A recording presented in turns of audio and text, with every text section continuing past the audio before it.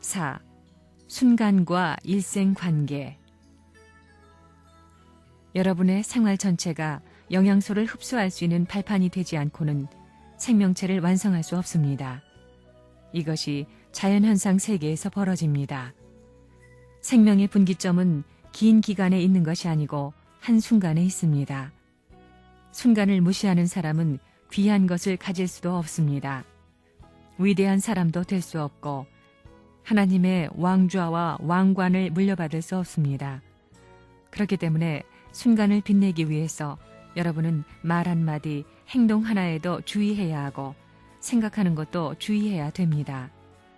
자기의 생활에서 벌어지는 모든 내용이 세계와 관계되는 현상으로 남는다는 신념으로 해결짓는 데에서만이 승리권이 결정되는 것입니다.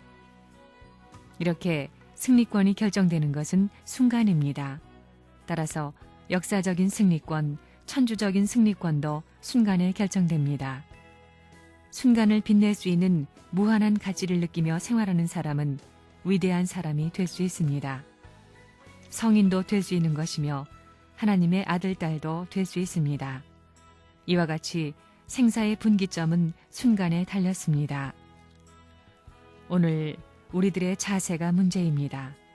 먼저 뜻의 나라가 오기를 바라고 뜻이 이루어지기를 바라는 것도 필요하겠지만 그것보다 자체가 어떻게 하면 뜻과 더불어 일치되어 나가느냐 하는 것이 중요합니다.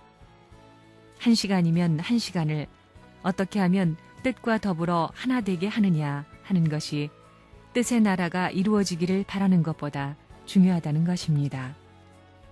그러므로 먼저 뜻을 계승할 수 있는 개인적인 환경, 가정적인 환경, 종족적인 환경, 민족적인 환경을 이루어야 뜻의 나라와 관계 맺을 수 있기 때문에 하나님을 중심 삼고 하루의 생활권 내에서 1시간이면 1시간을 어떻게 뜻과 더불어 관계 맺느냐 하는 것이 중요한 문제가 아닐 수 없습니다. 복귀 섭리 역사를 보면 아담 가정에서부터 노아 가정, 아브라함 가정, 모세 가정과 예수님 가정까지 4,000년의 역사가 내려오고 있지만 그들이 실수하게 된 동기는 어느 한 해를 중심 삼은 것이 아닙니다. 아담 가정에 있어서 아담과 해와가 타락한 것도 1년이나 10년 혹은 몇십 년을 계획하여 실수한 것이 아닙니다. 그 실수는 한순간에 초래되었으며 한순간의 실수가 억천만세 이어져 왔다는 것을 생각하게 될 때 그 순간이 얼마나 무섭고 얼마나 두려운 것인가를 알 수 있습니다. 그 한순간의 실수로 역사시대에 도의 길을 갔던 수많은 사람들이 순환의 보응을 받지 않으면 안 되었고 그 뜻을 따라가지 않은 수많은 민족이 멸망의 구렁텅이로 빠지지 않으면 안 되었습니다. 그것이 엄청난 탕감 재물의 기원이 되었다는 것입니다. 이런 사실을 생각할 때 1시간 똑딱하는 순간이 무서운 것입니다. 그렇기 때문에 영원한 천국도 한순간을 떠나서는 있을 수 없습니다. 영원한 출발은 내가 죽어서 시작되는 것이 아닙니다. 영원한 출발은 내가 뜻을 알고 난 순간부터 계속되는 것입니다.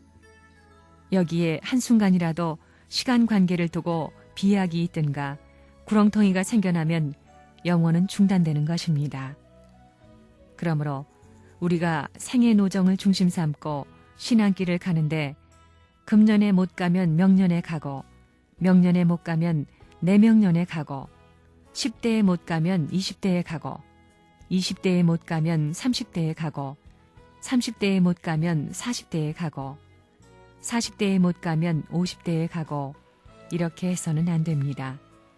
일생을 이런 식으로 살아간다면 그는 일생 동안 뜻과 더불어 하나 될 수 있는 하루의 생활도 가져보지 못하고 죽을 것입니다. 만약 그렇게 살았다면 그 사람은 천국에 가지 못합니다. 아무리 자기가 살고 있는 그 나라가 좋다 하더라도 하루의 승리 기준을 갖지 못하면 하늘나라에 갈 수 없으며 1년의 승리 기준을 갖지 못하면 영원한 세계에 들어갈 수 없다는 것입니다.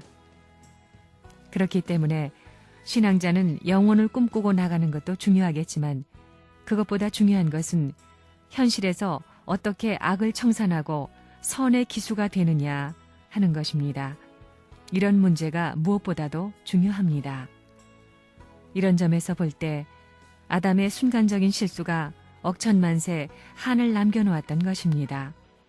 아담 가정에서 가인 아벨이 부모의 한을 풀고 형제의 담벽을 무너뜨려 하나의 가정 기원을 만들어야 했습니다. 이렇게 복귀 섭리의 대표로 세워졌던 아벨이 죽었던 것도 순간적인 사건이었습니다. 120년 걸려 방주를 짓던 노아의 수고 노정에서도 하나님께서 소원을 성취할 날이 왔으니 배에 오르라고 하신 명령도 한순간에 내려졌습니다. 이 명령에 동조한 사람은 영원하신 하나님의 축복을 받을 수 있었지만 그렇지 못한 사람은 영원한 심판권 내에 매장되었다는 것입니다. 아브라함도 마찬가지입니다.